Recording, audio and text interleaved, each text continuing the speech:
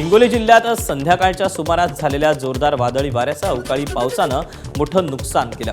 वसमत तालुक्यात केळी उत्पादक शेतकऱ्यांना सर्वाधिक फटका बसला। काढणीला आलेल्या केळीच्या बागा अक्षरशः जमीनदोस्त झाल्यानं शेतकरी हवालदिल झाला।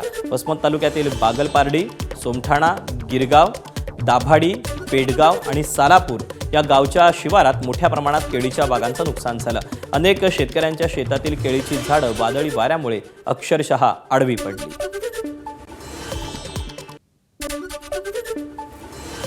या वर्षी आम्हाला चांगली एक अपेक्षा होती की बाबा 2200 2250 भाव आहे। यामधून मुलाचे खर्च, येणाऱ्या मुलीचे लग्न हे आमच्या खूप इच्छा होत्या। आज आमचं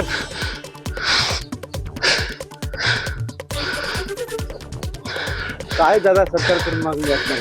सरकारकडे काय तुटपुंजी म्हणून त्याईना मग जास्तीत जास्त हेक्टरी 1 ते 1.5 लाख रुपये मदत करावी हीच आमची सरकारच्या चरणी इच्छा आहे। नवीन लावलेल्या रोपाच्या जवळपास अंदाजे 5,000 केळीचे बुडं तुम्ही बघतायत, संपूर्ण भुईसपाट झालेला आहे।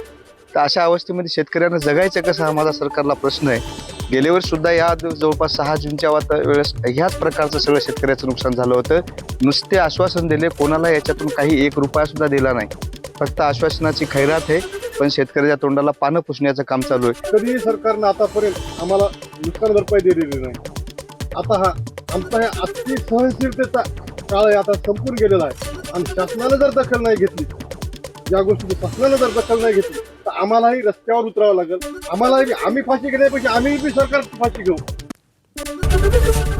एबीपी माझा, उघडा डोळे बघा नीट।